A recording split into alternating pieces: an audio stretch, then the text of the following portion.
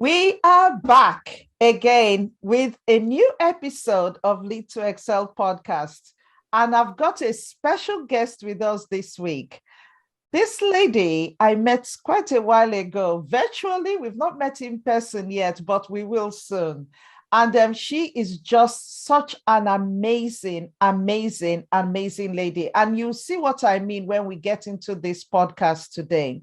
She talks a lot about a subject that is so dear to me and that I would say is really important for every single person. We're talking about purpose. If it's something you've heard about, you've read about, something that you've been thinking about in any way, listen to this podcast because you're going to get new insights about what it means. So who am I talking about? Nadine Collins. Welcome to Lead to Excel podcast. Thank you so much for having me, Maureen. So I'm just going to introduce you a bit, and then we're just going to dig a bit deeper into who you are. So Dr. Nadine Collins holds a PhD in education with an emphasis on administration in higher education. She holds a master's degree in education psychology and an undergraduate degree in behavioral sciences with an emphasis in psychology. She's published numerous academic and theoretical articles on marginalized groups, especially women. Dr. Nadine helps women build their speaking platforms and writes and publishes world-class books through her one-to-one and group coaching programs. She's had ongoing programs on 2 international Christian TV networks and is the author of 8 books. Incredible. Now, one of the ones we are going to be talking about is her latest book, which is titled The Pursuit of Purpose, a guide for faith-based women to break free from indoctrinations. That is powerful. Now, I think I was talking to her before we actually started the podcast on her helping me actually write my own book. So if it's something you're thinking about, before we get into the podcast, you need to start, making a note so that you reach out to her because she definitely will help you. So Dr. Nadine, it's so great to have you on the podcast today. Yes, I'm really excited to be here with you today. So let's kind of go back a bit to your early years. I actually read in your book that your mom had you when she was 16. Mm-hmm. That is incredible. So tell us a bit about your childhood. Yes, so my mom had me at 16. I'm the first of, as I put it in the book, 14 pushes to give life, but she had 12 of us. I think she lost one prematurely and another, I think maybe lasted a day or so. But I'm the first of 12 of us. Had me at the age of 16, very much lovey-dovey. She and my dad, I guess they were young and in love. And she said she was really excited to be pregnant because I asked her, what was it like for you to give birth at such an early age? Like, what was the motivation for that? And she said to me, while growing up, most of the people around her were having kids and she wanted to have a kid as well. It reminds me of growing up. I mean, people had dolls. We wanted a doll. I mean, a child is a whole other thing. Exactly. But she was like, she wanted to have one, but I guess she never expected that, I guess, giving birth would have been so painful. And I came early as well. I came at 7 months. So I was a premature baby. And that was that. And I grew up with my grandmother because she and my dad, they were so young, they got married, and my dad migrated to her birth country because she was born in Barbados. My dad is from St. Lucia, but she was living in St. Lucia. Daddy migrated to Barbados. Mom was still in St. Lucia and so on. And on one of his trips, he took me from my mom and brought me to my grandmother. He told her for a weekend, but then gave me to my grandmother to raise me. So that is a little bit about my early childhood. Oh, thank you so much for that. That is incredible. And I agree with what you said. Most people want a doll when they're young, but to actually want a baby. But no, that is so cool. Right. Now, so you said that you went to live with your grandmother. Before I come to that, where do you live now? I live in the US right now. So you're in Yes. the US now. So Yes. when you went to live with your grandmother, where was this? That's in St. Lucia, where I grew up. Okay. So Yes. that's where you grew up. Okay, can you tell us a bit about how it was growing up with your grandmom? And I say this because there's something that I read in your book your grandmom said to you that my mom said to me. And actually, it made me make a really important decision. And that's the fact that all lawyers are liars. I knew that's where you were going. Yes, I really wanted to be a lawyer when I was growing up, but this put me off. It literally scared me. So tell us, how was it growing up with your mom, with your grandmom? Growing up with my grandmother, honestly, I believe is the best gift that I could have received. I believe with all my heart, and the older I get, the more, even though she's now passed on almost 20 years, I am more and more convinced on a daily basis that God chose her to raise me. I know that because of the example that she set for me, and a lot of the woman that I am today is influenced by her lifestyle. So for example, I speak a lot on prayer. I have a program on 3ABN, that's a Christian International TV station, on prayer. I have written 5 books on prayer. The 6th one is now finished editing. It's just on my computer waiting for me to give it time to read through after the editing process, and I will get it out this year. A lot of what I speak on about prayer is influenced by my grandmother's lifestyle because she was a woman of prayer. And I looked at her, Maureen, many times, just the way that she felt so special and important. She would say things like this. She'd be like, I feel as if I'm God's only child. As if, Wow. God was just spending so much time with her. And she felt that. And she made her time with God also really important. I remember her dressing up, putting on her powder. Back in the day, they had these big powder puffs, and she'd have that puff there and well dressed and to meet with her God. And I looked at her. I also look at her lifestyle. We grew up in the home where, my grandfather had died. And so she was like the sole winner. She took care of her home with her kids, her grandkids, an extended family home. And even though she had such a meager salary, we never had any lack. In fact, every Friday when I come from school at 12, I had to go out into the community for years to distribute bread to people who were shut in. That's old folks who couldn't go out and stuff, and to other old people every single Friday of my life. And when it was holidays like Christmas, she would cook and our doors would be open so that anybody passing on the streets could get something to eat. There was always abundance. Every time we had to go out, they would make us new outfits because there were machines at home. And so we always had nice outfits and everything. And so I could not understand as a child how a lady who is working at a bakery, barely has money, double tithing her money, by the way. Wow. She used to double tithe her money, and we were blessed. And so I knew that there was something special about this woman. And I looked at her and I was jealous. And I'm like, I want that too. I want to feel as if I'm God's only child.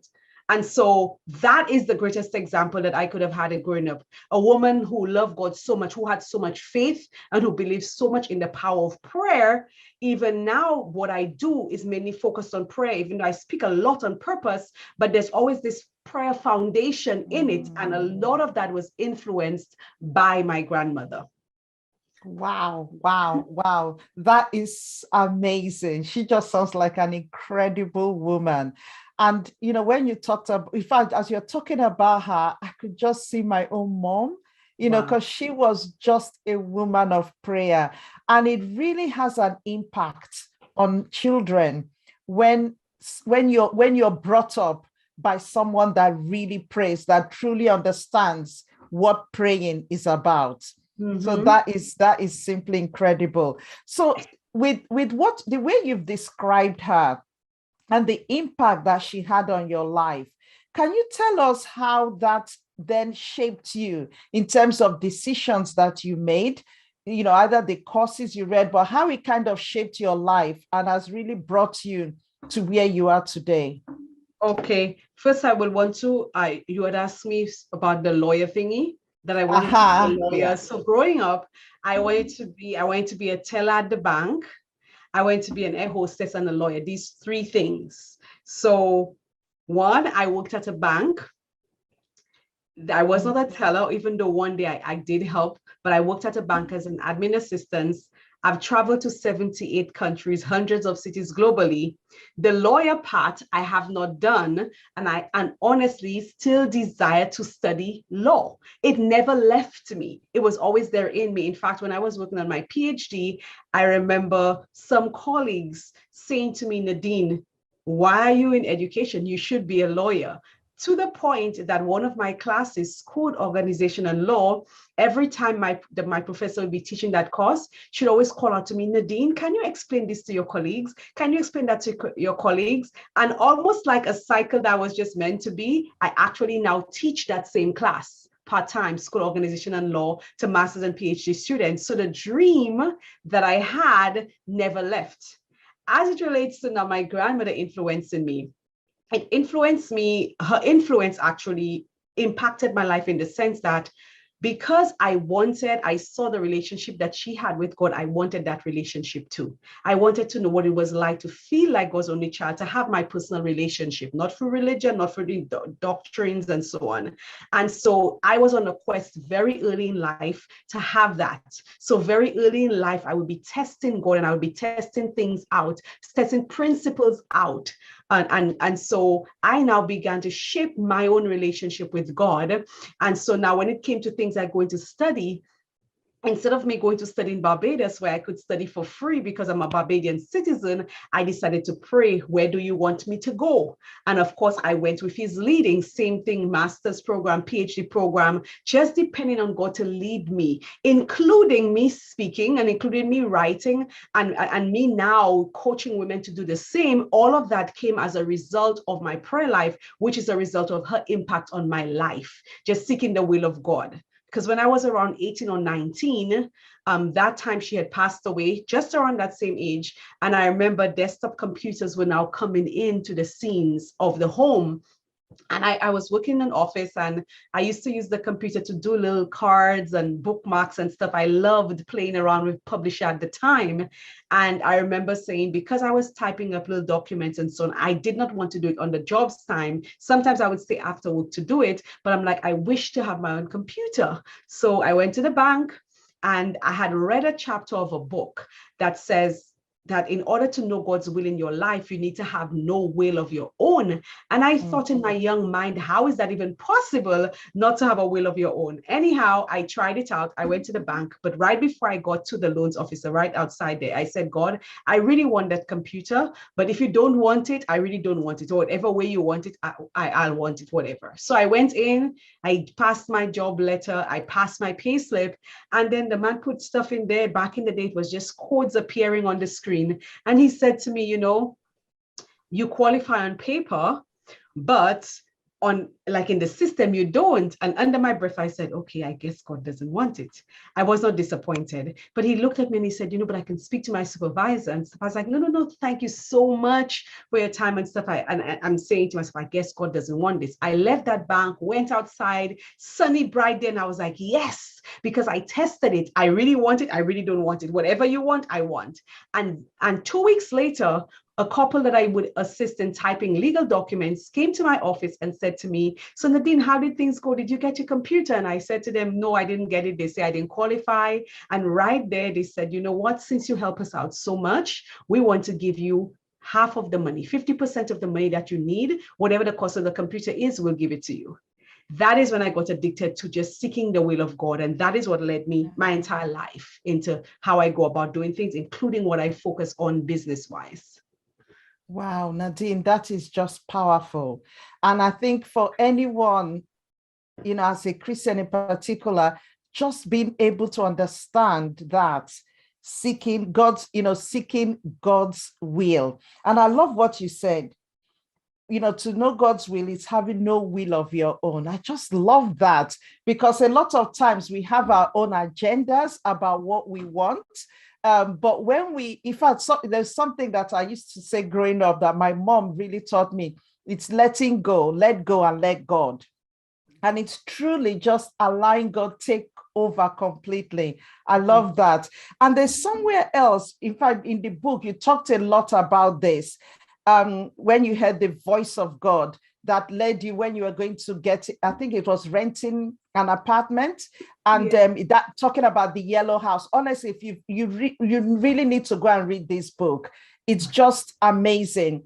The stories of how God answered you, how you sought his voice and he led you through. So I'm going to bring us to one question before I come into purpose is, why did you study education? Because you went from working in the bank to then going into education. Why was that? Yes. So the first thing is that while I'm growing up, even though I had a good job at the bank, all of my friends at the time were going off to school, everybody's going to college. Some of my friends came back from college and I was at home working 9 years. And I remember one specific Sunday morning, waking up, and in my head, I'm just hearing, like something is playing in your head over and over again. I'm hearing the name of a university in Trinidad, Caribbean Union College. It was just playing in my head over and over again. And I recognized that this was God leading. And I called a lady who I call Auntie Linda, who's like a mother to me. And I said, Auntie Linda, I believe God wants me to go. And I told her, and she began to scream on the phone. And she's like, thank you, God, you answered my prayer. And so I took it as God leading me there. The thing is, I had applied the year before, God accepted, got my student ID and everything, but I didn't have the funds to go. At the time, honestly speaking, if I had the faith that I had at that point, I would have been in school and out. But I had to develop that faith over time. So by now, even though I didn't have everything in place, I was able to now leave and just go to school. So I went there. That's how I ended up doing the psychology degree and so on. As it relates to the PhD in education, again, that's a whole other story of the leading of God. Because in 2010, I was attending a conference here in Atlanta, and that final morning, I was not feeling too well, and I'm in my bed and I'm feeling bothered that I need to go to the main hall. And I'm there laying down, I'm thinking I'm not going anywhere. I'm just trying to stay warm. And I just felt like I needed to go. You need to go. And I keep getting that nudging. So I got up from the hotel, walked about half a mile to the place, that big Congress hall, walked straight down, was going across and walked straight out just to say, okay, Lord, I came, now what? Which is literally what happened to me when he sent me to study in Asia. I got on the airport and I just began to cry immediately. And I'm like, I'm here now, what? It's like I'm being compelled by him just to do what I had to do, what it is I had to do. Same experience happened to me going to Lagos recently. I didn't want to go. And it's like he was pushing me and pushing me and pushing me. And I arrived and I tell him, okay, I'm here now. What am I doing here? So it's just like, just going where he's leading. And the truth is, Maureen, if we want God to lead us, we have to understand that he will lead us in little things, and then we'll get the bigger tests. Some of us, if we don't pass this little tests where he's leading in these little ways, and so that sets us up for the major moves that he would want us to make, right? And so now here I am in this place, and I'm passing, and I see this university there. Of all of them, I stopped and I asked, do you have a PhD in education? Do you have a PhD in theology? They said yes. I signed up. The thing is, I had been praying already because I didn't want to do a PhD. He led me there. I tried to fill out the form. When I finished, everything disappeared. The lady came back. She assisted me. And I wasn't taking anything on that trip because I was heading to a cruise right after, right? And so that day, I took from her a keyring and a little sticky note and a small calendar. And so I left, I finished that conference, went on a cruise, went back to Trinidad. And one Friday, I was heading to the president's office, and the Spirit impressed me to take that little pad. I had so many notepads because I had done recruitment for the institution, and I had from all different universities all over the world. But I went with that one, and I'm speaking to the president, and he said, have you considered the Philippines? And I'm like, huh? He's like, there's a really good institution there. It's owned by the General Conference. They have renowned world professors, etc. But I don't remember the name. Maureen, you won't believe the pad that the Holy Spirit impressed me to take. All I did was take it out. There was no name. There was only a logo. And I said, is that it? And he said, yes, that's the one. No name, no inscriptions, just the logo. So I got confirmation. When I teach on prayer and in my books, I talk about the idea that prayer is about confirmation. So I got it that this is what he wanted me to do. This is where he wanted me to go. So it wasn't an area I chose, including my doctoral research focus. I didn't choose that area. From undergrad, I was studying special ed was my focus. I was in the honors program in undergrad. My research thesis for undergrad in the honors program was on the need for speech language pathologists in St. Lucia. My master's, I focused heavily on, these special ed needs, etc. Again, on speech pathology. And I'm thinking in my PhD, my research focus was going to be on that same area. So all of my papers, every class was focused because I already had research from undergrad, then through master's, now PhD. And all of a sudden, the person who was my advisor upped and left, had no meeting, anything with me. And I was left like open. And now left open, he was able to lead me and he led me to women in top leadership. So it was not even my choice. So yeah. Wow, that is just amazing. There's this scripture that says the path of the righteous is ordered by God. And that is so true. In terms of prayer, because you talk a lot about prayer, for people listening, what is the best way to pray to hear God's voice? And also how to know that that's God's voice? Just quickly, because I know you talk a lot about it. Yeah. And I have so many books on it. I have an online prayer class and everything. So, there's a lot of depth. But the basics of it is that, number one, you cannot take any shortcuts to having an effective prayer life, because prayer is building a relationship with God. Because prayer is how we communicate with God. Communication is how we build relationships with each other, and communication is also how we build relationship with God. And our way of communicating is through prayer. The problem is that many of us, we've been talking to God, and that is our biggest problem, because a conversation suggests that there are two people talking and not just one. And so most of us are having monologues instead of having a dialogue. So we've been talking to ourselves and saying we're talking to God, because he does not have any opportunity in the conversation to tell us anything. And so that is a foundational principle in the first book on prayer.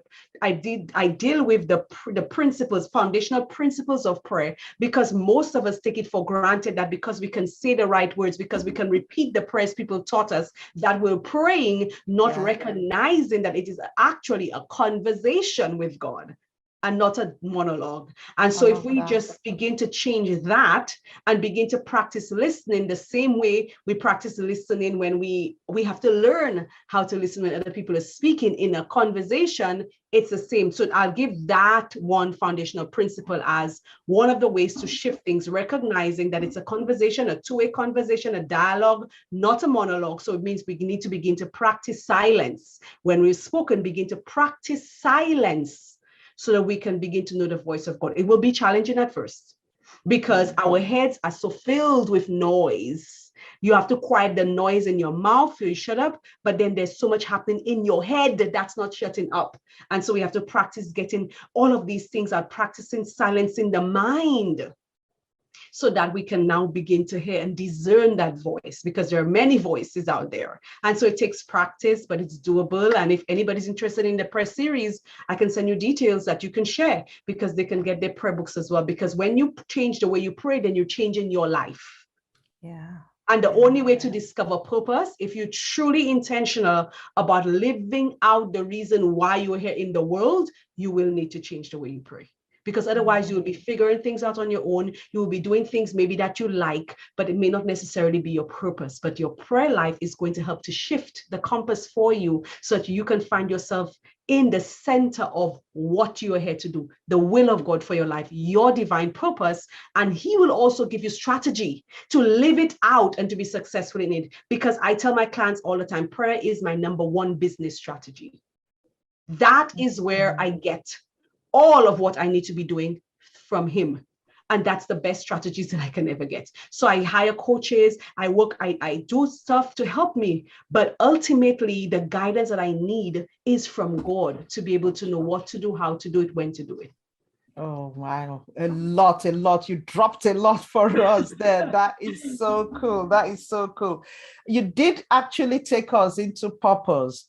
Mm-hmm. And I don't know if we're going to be able to answer this question, but I think it's something I would love to come back and do another podcast with you. And it's really talking about prayer and meditation, really linking, especially when we talk about that, being quiet and listening to God, so that we can actually, it's not just us, it's not the monologue. So it's something I really want to, we might be able to talk about it, but if not, it's something I really want us to come back to. But you did touch on purpose, really bringing us to purpose. How do you define purpose, and why is it important to know? Yes, so purpose is really any single one of us living in divine alignment with what we're meant to do. It's us being totally connected to the reason why we were brought here in the world. So every single one of us were brought here on a divine assignment. There is something that we're meant to do that nobody else can do the way that we can do it, because it's the assignment that we came here to fulfill. Most of us are not intentional about knowing what that is, because we've not been wired to seek purpose. When I was growing up, everybody would say, what do you want to be when you grow up? It's almost like you can choose, the same way I was trying to choose, I want to do law, right? You can choose what you want to be, because we see all of these careers being exposed to us, and the one that looks most appealing, or the one that looks like it can make you the most money, and you could choose. We're not wired to believe that I am here to do something amazing, and from a child I need to begin to seek out, what am I here to do in the world?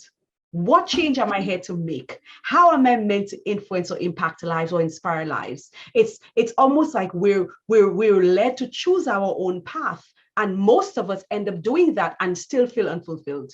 Most of us do it. We could make the most money. The clients I work with, great, they have great jobs. All of them are highly educated women.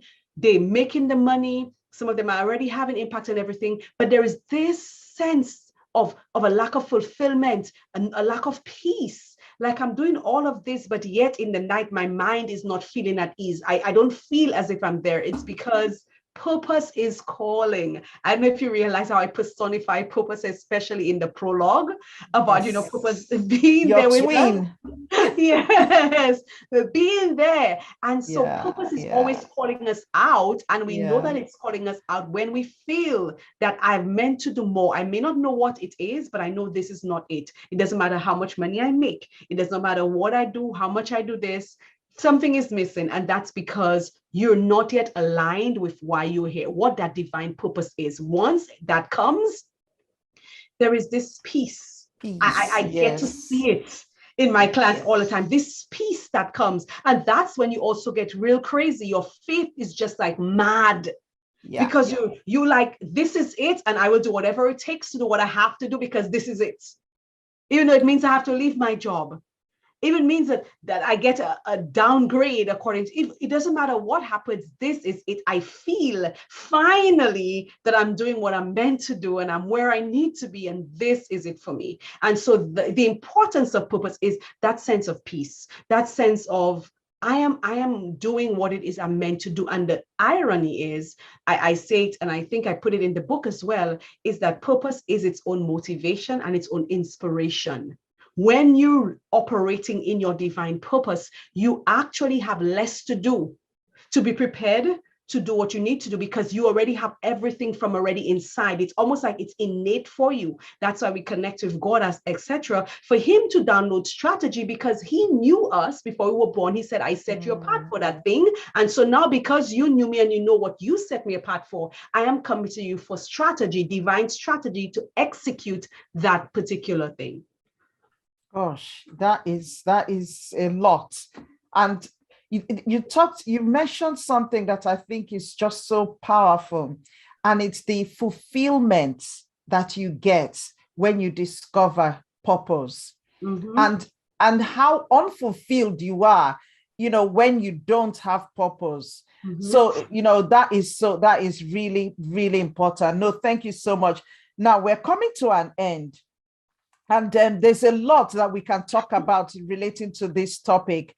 But one thing that I think a few questions that you mentioned in the book, can you just go mention those three? And then we will just round up when it comes to discovering purpose. I think the first one you said is, who am I? And then you go from there. Yeah.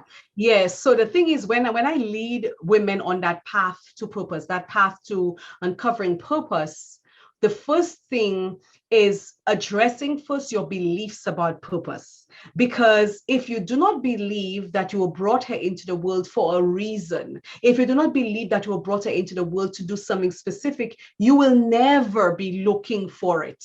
Mm. So there must first be this belief that I am here to do something amazing and I need to know what that is, because we only find what we're looking for. So if I don't know there is something out there, then I will not know that I'm looking for that something. Now, the three fundamental questions. So the first thing is it's really a background of the person seeking purpose. It's a background of that person recognizing I need to be on a journey. Now, when we're on that journey, we ask ourselves some fundamental questions, really basic philosophical questions, but really important to the fulfillment of purpose, which is, who am I?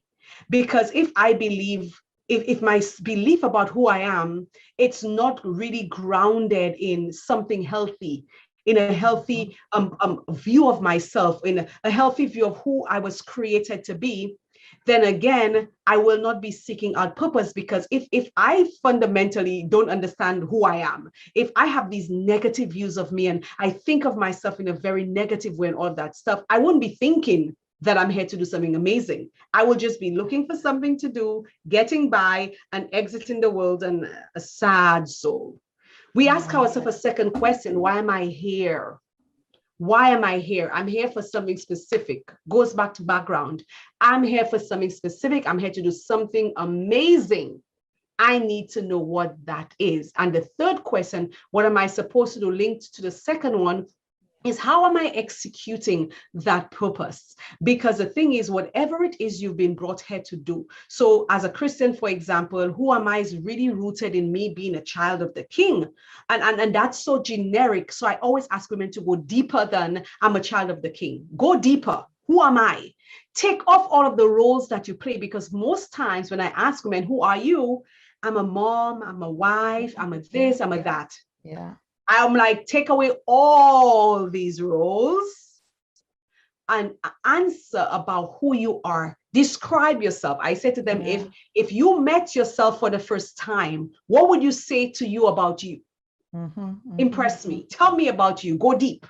And so we want to be able to face that, who am I? Because that is where we're faced with our own issues. It brings us to our indoctrinations and our fears and our mindset about ourselves. So then we're able to be making the change and the shifts and stuff like that. When that is done, we look at things like, why am I here? I'm here to do something amazing. Okay, so I need to search for it. So what am I supposed to do? When I find out why I'm here, I'm supposed to do something with it, because your delivery of your purpose will look different probably to somebody else's.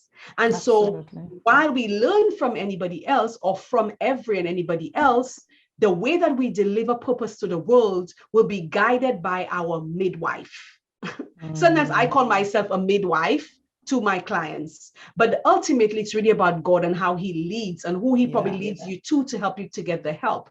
But it is something that we have to be very intentional about, because purpose is always there, but we're so accustomed of the frills of life, our education, our background, our experience, our service, our this, our that it will not just come and show up. Although when we find it, we'll realize it was there all along, because all of the dots are now connected. Oh, now I see why. And that's why I want to just say to any woman listening is that everything that you have been through in your life, don't think it's going to go to waste, because maybe even now as we're speaking, you're probably feeling like, I kind of feel what I was supposed to be doing. And one of the questions, because I studied, when I did ed psych as my master's, I also did a training called brief solution focused counseling. And one of the questions that I took from that model that I now use when I do discovery calls is the miracle question, helping women to now visualize, if a miracle happened to me when I went to sleep tonight and I wake up to my miracle, what does that miracle look like? That's one of the questions that really helps me to get them there, apart from a bunch of other questions that I would have had. And I believe the final chapter, chapter 21, I almost made it like a worksheet where women can go through and fill out to really help to bring them to that place of what that divine purpose might be. And then, of course, the next step would be about how do I execute what it is I'm meant to do. Oh, thank you so much. Thank you so much. So the book is called The Pursuit of Purpose. And you can find it exactly. That's if you're watching on YouTube, you'll be able to see the video and see the book. You can find, I know you can find it on Amazon and any other place where people can go get the book. For the autograph hard copies, which most people may want, I just shipped out about 50 something this morning. The autograph hard copy, we could send the link, share the link with you so you can share them where they can order it. So if you order it on Amazon, you will get a paperback copy. But if you order the autographed hard copy from us, I will be sending it to you with a lovely note, a bookmark in a lovely box, give you the purpose experience. And so I'm excited because I know that this book will transform so many lives, because the feedback has been amazing.